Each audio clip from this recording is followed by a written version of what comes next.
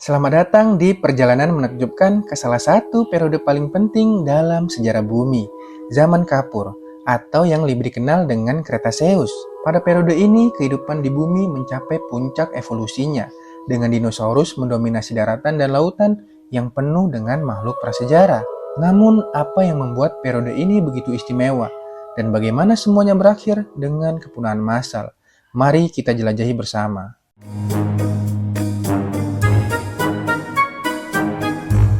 Awal zaman Kapur, yang berlangsung dari sekitar 145 juta hingga 66 juta tahun yang lalu, menandai periode ketiga dan terakhir dari era Mesozoikum, yang sering disebut sebagai era dinosaurus. Periode ini ditandai oleh perubahan tektonik, iklim, dan biogeografi yang sangat luar biasa, yang secara signifikan mengubah dinamika ekosistem global.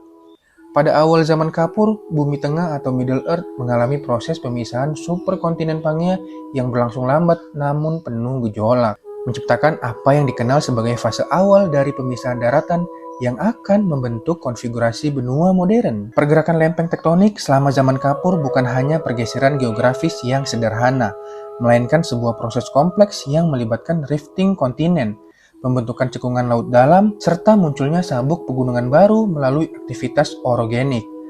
Zona-zona subduksi yang berada di sepanjang tepi lempeng tektonik mendorong terjadinya aktivitas vulkanik besar-besaran yang membentuk landscape permukaan bumi secara dramatis. Rifting aktif di kawasan Atlantik dan wilayah barat Gondwana menghasilkan pemisahan massal daratan yang akhirnya menciptakan laut Tetis yang sangat luas dan memainkan peran penting dalam sirkulasi termohaline global, sekaligus membuka jalur laut yang vital bagi distribusi kehidupan laut. Iklim pada zaman Kapur ditandai oleh fluktuasi global yang dipengaruhi oleh pola sirkulasi laut yang baru terbentuk dan aktivitas tektonik yang sangat tinggi.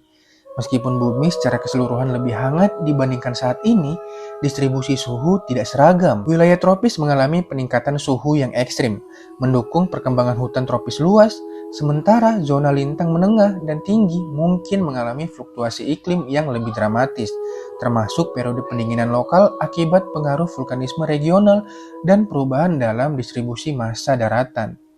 Tidak adanya es di kutub memicu permukaan laut global yang lebih tinggi, menciptakan zona pesisir yang luas dan ekosistem laut dangkal yang kaya akan biodiversitas. Kondisi iklim yang cenderung hangat dan lembab ini menciptakan bentang alam yang sangat heterogen, mulai dari gurun pasir luas hingga hutan konifer dan pakis yang sangat lebat. Selain itu, perubahan dalam aliran laut akibat formasi cekungan laut baru menciptakan habitat laut dangkal di sepanjang tepi benua yang dipenuhi dengan ekosistem terumbu karang yang sangat produktif. Ini adalah era keanekaragaman kehidupan laut yang menakjubkan, dengan evolusi pesat pada moluska, ikan bertulang, dan reptil laut raksasa seperti Ichthyosaurus dan Plesiosaurus yang mendominasi ekosistem samudra. Singkatnya, zaman Kapur adalah periode yang tidak hanya menyaksikan keanekaragaman hayati yang luar biasa, tetapi juga dipengaruhi oleh proses geologis besar-besaran yang mendefinisikan ulang batas-batas daratan dan lautan, serta menciptakan kerangka dasar bagi konfigurasi planet yang kita kenal saat ini. Zaman Kapur mewakili puncak dari keanekaragaman dan dominasi dinosaurus di ekosistem darat. Selama periode ini, dinosaurus berkembang menjadi beragam bentuk dan ukuran yang luar biasa, menguasai hampir setiap ceruk ekologis yang tersedia. Dinosaurus tidak hanya besar dalam hal ukuran, tetapi juga dalam hal adaptasi evolusioner dan diversifikasi spesies. Dari predator apex yang mengintimidasi seperti Tyrannosaurus rex hingga herbivora raksasa dengan pertahanan yang kompleks seperti Triceratops dan Ankylosaurus. Fauna darat mengalami perkembangan luar biasa dalam morfologi, perilaku, dan strategi bertahan hidup. Mari kita mulai dengan Tyrannosaurus rex, salah satu predator darat paling ikonik dan mengesankan yang pernah ada. Dengan panjang tubuh mencapai 12 hingga 13 meter dan berat yang diperkirakan mencapai 9 hingga 14 ton, T-Rex berdiri sebagai puncak rantai makanan di ekosistem Kapur akhir. Anatomi T-Rex menunjukkan tingkat adaptasi yang tinggi untuk predasi. Kaki belakang yang kuat mendukung kemampuan pergerakan yang relatif cepat untuk ukurannya, sementara giginya yang besar dan berbentuk kerucut, beberapa mencapai panjang 30 cm, dirancang untuk memberikan gigitan yang menghancurkan. Giginya bukan hanya alat untuk merobek daging, tetapi juga dilengkapi dengan struktur yang memungkinkan pecahan tulang mangsa dicerna dengan efisiensi yang lebih tinggi, memperkuat posisinya sebagai predator yang tak tertandingi. Namun, predasi yang dilakukan oleh T-Rex diimbangi oleh adaptasi defensif herbivora besar, Triceratops, dengan tubuh yang masif dan panjang mencapai 9 meter, mengembangkan sistem pertahanan luar biasa, berupa 3 tanduk di kepalanya dan sebuah frill atau pelindung tengkorak besar yang berfungsi untuk melindungi lehernya dari serangan predator. Frill ini bukan hanya alat pertahanan, tetapi juga mungkin memiliki fungsi sosial, seperti menarik pasangan atau mengintimidasi saingan. Di sisi lain, Ankylosaurus mengembangkan morfologi yang jauh lebih ekstrim dalam hal pertahanan. Tubuhnya terlindungi oleh lempengan tulang yang tebal dan keras, serta memiliki ekor yang berujung dengan pentungan tulang, yang mampu menghasilkan pukulan mematikan bagi predator yang mendekat. Selain dinosaurus, langit zaman kapur dipenuhi oleh reptil terbang yang disebut Pterosaurus. Spesies seperti Quetzalcoatlus mewakili puncak evolusi reptil terbang, dengan bentang sayap yang diperkirakan mencapai 10 hingga 12 meter. Pterosaurus tidak hanya memerintah udara dengan ukuran mereka yang kolosal, tetapi juga dengan adaptasi yang memungkinkan mereka menjadi predator dan pemulung efektif di lingkungan yang bervariasi, termasuk ekosistem pesisir dan daratan. Struktural anatomi Pterosaurus seperti tulang-tulang yang sangat ringan namun kuat, serta kerangka sayap yang terbuat dari membran, memberikan mereka kemampuan terbang yang luar biasa dan fleksibilitas manuver di udara.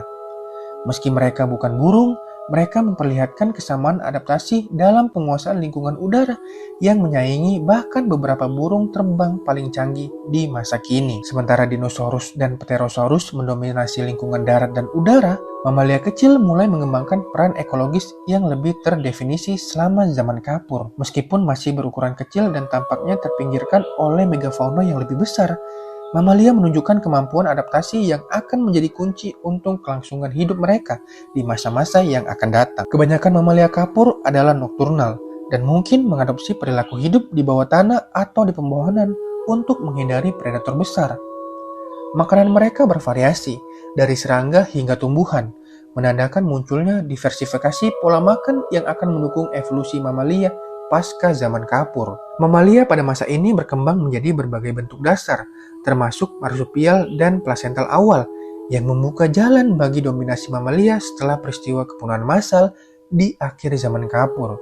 Fenomena ini memberikan gambaran tentang bagaimana, meski dinosaurus besar dan reptil terbang mendominasi permukaan bumi, keanekaragaman kehidupan di tingkat yang lebih kecil sudah memulai transformasi ekologi yang akan terlihat jauh setelah dinosaurus punah. Jika kita menyelam ke kedalaman lautan zaman kapur, kita akan menjumpai dunia yang sepenuhnya berbeda, namun penuh dengan keajaiban yang tak kalah spektakuler dibandingkan daratan.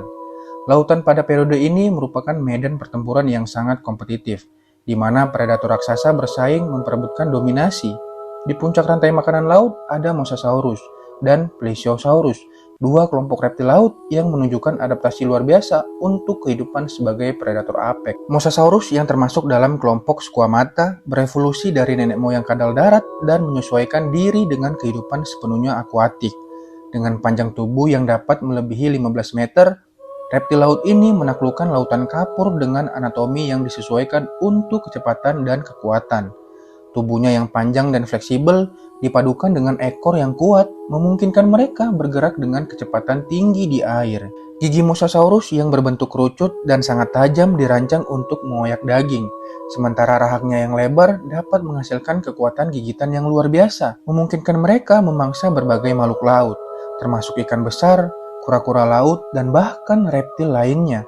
Mosasaurus juga menunjukkan adaptasi mata yang memungkinkan penglihatan optimal di lingkungan laut yang kadang redup, menjadikan mereka pemburu efisien di berbagai kedalaman laut. Sementara itu, Pliosaurus menawarkan tipe predator yang berbeda dengan tubuh yang lebih kekar dan pendek, namun sangat bertenaga. Sebagai anggota dari Plesiosauria, Pliosaurus menampilkan leher pendek namun rahang yang sangat besar dan kuat. Mereka mampu menghasilkan gigitan yang menghancurkan, yang digunakan untuk menaklukkan mangsa seperti ikan besar, amonit, dan reptil laut lainnya. Gigi Pliosaurus yang besar dan mengerucut didukung oleh otot rahang yang luar biasa kuat yang membuatnya mampu menemukan cangkang keras dari moluska atau mengoyak tubuh mangsa besar. Dengan panjang tubuh sekitar 12 meter, Pliosaurus mendominasi wilayah perairan di mana mereka hidup, bersaing secara langsung dengan predator seperti Mosasaurus dan Kronosaurus. Namun lautan zaman kapur tidak hanya dihuni oleh predator besar. Keanekaragaman biota laut juga mencakup banyak organisme yang lebih kecil, tetapi sama pentingnya dalam menjaga keseimbangan ekosistem. Salah satu yang paling ikonik adalah amonit, sejenis moluska berbilin yang terkait erat dengan cumi-cumi dan gurita modern. Cangkang spiral mereka yang sangat bervariasi dalam bentuk dan ukuran, serta seringkali dihiasi dengan pola-pola yang rumit, memberikan perlindungan sekaligus alat bantu mengapung di dalam air. Amonit menjadi salah satu sumber makanan utama bagi banyak predator, termasuk Mosasaurus dan berbagai ikan besar. Kelimpahan dan keragaman amonit juga mencerminkan stabilitas ekosistem laut pada masa itu, yang mendukung rantai makanan yang sangat kompleks. Selain amonit, kelompok belemnit juga memainkan peran penting dalam ekosistem laut zaman kapur. Belemnit dengan tubuh berbentuk peluru dan cangkang dalam yang terbuat dari kalsit adalah cephalopoda predator yang terkait dengan cumi-cumi modern. Mereka bergerak melalui sistem jet propulsion dengan menyemprotkan air untuk meluncurkan diri mereka dengan cepat, memungkinkan mereka untuk melarikan diri dari predator atau mengejar mangsa kecil. Belemnit juga menjadi mangsa bagi predator besar seperti ikan bertulang dan reptil laut, tetapi kemampuan mereka untuk bergerak cepat dan bersembunyi di lingkungan karang menawarkan beberapa perlindungan. Ekosistem terumbu karang pada zaman kapur mencapai puncak perkembangan biologis dan ekologisnya. Terumbu karang bukan hanya struktur fisik yang terbentuk dari kerangka kalsium karbonat yang dihasilkan oleh polip karang, tetapi juga pusat keanekaragaman hayati. Terumbu ini menyediakan habitat yang sangat kompleks bagi ribuan spesies, dari ikan kecil hingga predator besar. Ikan-ikan yang menghuni terumbu berkembang dalam berbagai bentuk dan fungsi, mulai dari herbivora yang memakan alga hingga karnivora yang memangsa ikan lainnya. Di antara makhluk-makhluk yang mendiami ekosistem ini, terdapat simbiosis yang sangat rumit, di mana organisme yang lebih kecil mungkin berfungsi sebagai pembersih bagi ikan yang lebih besar, atau di mana persaingan untuk sumber daya menghasilkan spesialisasi yang mendukung keanekaragaman spesies yang luar biasa. Selain karang dan ikan, ekosistem ini juga didukung oleh invertebrata seperti moluska dan echinodermata, termasuk bintang laut dan bulu babi. Struktur fisik terumbu karang memberikan perlindungan bagi organisme-organisme kecil dari predator yang lebih besar. Sementara keberadaan organisme fotosintetik seperti alga memelihara rantai makanan yang mendukung kehidupan laut di sekitarnya. Ekosistem ini berfungsi sebagai reservoir nutrisi yang menopang seluruh ekosistem laut di sekitarnya. Dan kematian atau penurunan terumbu dapat berdampak besar pada keseimbangan ekologis seluruh lingkungan laut. Secara keseluruhan, lautan zaman kapur bukan hanya arena bagi pertarungan predator besar, tetapi juga jalinan ekosistem yang kompleks dengan ribuan spesies hidup dalam keseimbangan dinamis yang menentukan keberlangsungan hidup di dunia bawah air yang misterius ini. Selama zaman kapur, bukan hanya dinosaurus dan makhluk laut yang mengalami evolusi yang signifikan, tetapi juga flora di bumi mengalami transformasi yang mendalam. Salah satu perubahan paling monumental adalah munculnya Angiospermae atau tanaman berbunga yang pertama kali teridentifikasi dalam catatan fosil. Kemunculan Angiospermae menandai revolusi besar dalam struktur dan fungsi ekosistem darat. Sebelum zaman kapur, dominasi flora terutama dipegang oleh Gymnospermae seperti pakis, pinus, dan konifer lainnya yang beradaptasi dengan baik terhadap kondisi lingkungan pada masa itu. Namun dengan munculnya tanaman berbunga, terjadi inovasi ekologis yang merubah cara tanaman bereproduksi dan menyebar. Angiospermae dengan kemampuan mereka untuk menghasilkan bunga, mengembangkan strategi penyerbukan yang jauh lebih efisien dibandingkan dengan Gymnospermae. Proses penyerbukan kini bisa terjadi melalui berbagai agen, termasuk angin, serangga, dan hewan lainnya, menciptakan hubungan simbiotik yang kompleks antara tanaman dan fauna. Bunga-bunga ini tidak hanya berfungsi sebagai alat reproduksi, tetapi juga memperkenalkan konsep baru dalam pengelolaan sumber daya energi melalui produksi nektar yang menarik serangga penyerbuk. Kehadiran serangga termasuk lebah dan kupu-kupu meningkatkan efisiensi penyerbukan, mempercepat proses reproduksi, dan memungkinkan diversifikasi spesies yang lebih luas. Selain itu, setelah penyerbukan, Angiospermae menghasilkan buah yang berfungsi sebagai mekanisme perlindungan dan dispersal biji. Buah-buahan ini tidak hanya memberikan nutrisi bagi berbagai hewan, tetapi juga memfasilitasi penyebaran biji ke berbagai habitat, mendukung kolonisasi di wilayah baru. Transformasi landscape yang dibawa oleh Angiospermae secara langsung mempengaruhi ekosistem herbivora yang ada pada masa itu. Dinosaurus herbivora seperti Triceratops dan Hadrosaurus mulai mengembangkan adaptasi morfologis yang lebih khusus untuk memanfaatkan sumber makanan baru ini. Gigi dan rahang mereka mengalami perubahan untuk beradaptasi dengan tekstur dan komposisi tanaman berbunga yang lebih lembut, memberikan mereka akses ke nutrisi yang lebih beragam. Adaptasi ini memungkinkan spesies-spesies tersebut untuk mengeksploitasi sumber daya baru secara efisien, memperluas jangkauan habitat mereka, dan memperkuat posisi mereka dalam rantai makanan. Kehadiran Angiospermae juga memberikan efek domino dalam keanekaragaman hayati ekosistem darat.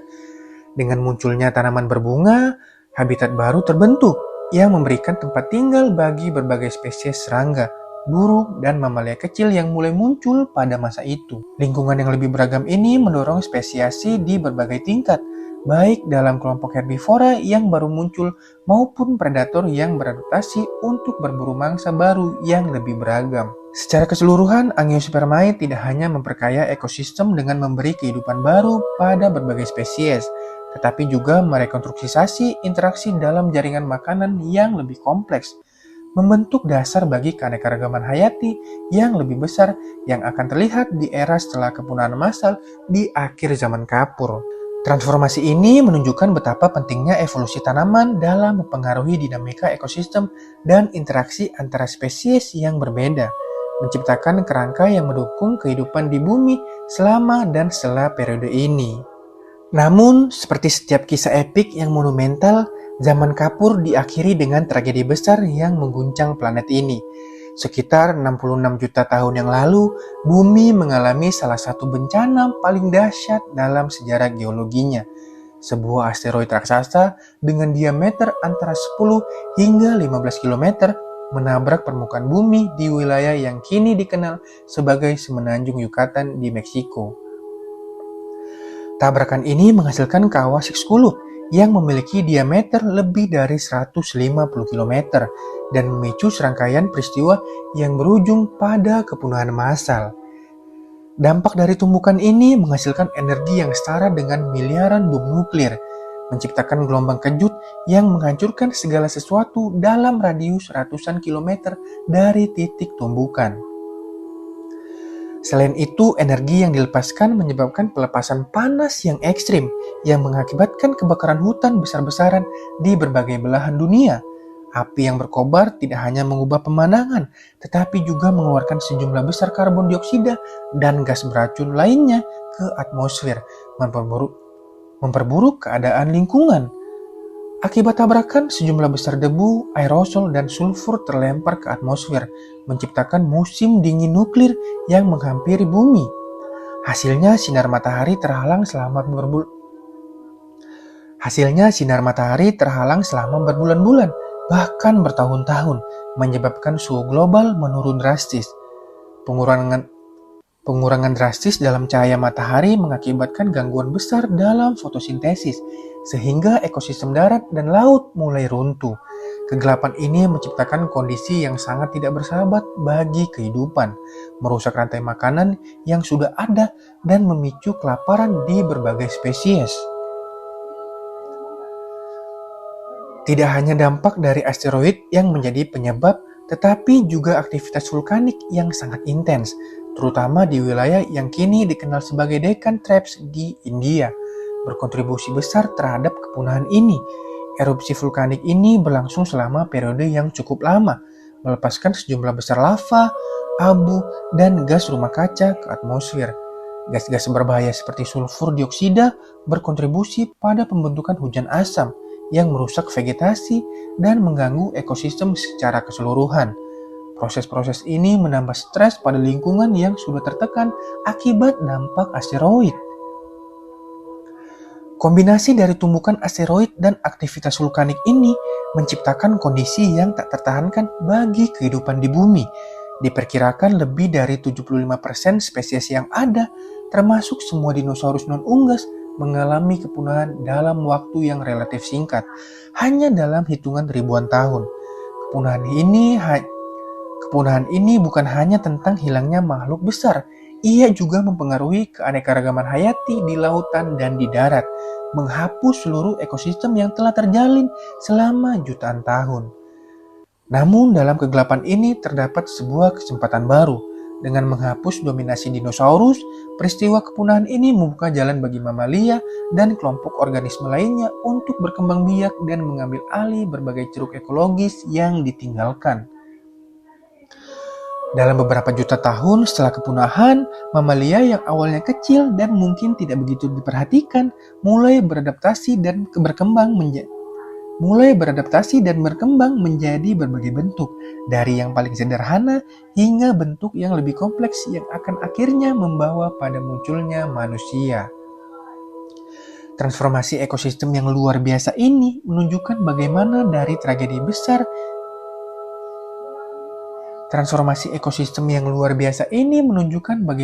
dari tragedi besar kehidupan dapat menemukan cara baru untuk beradaptasi dan berkembang.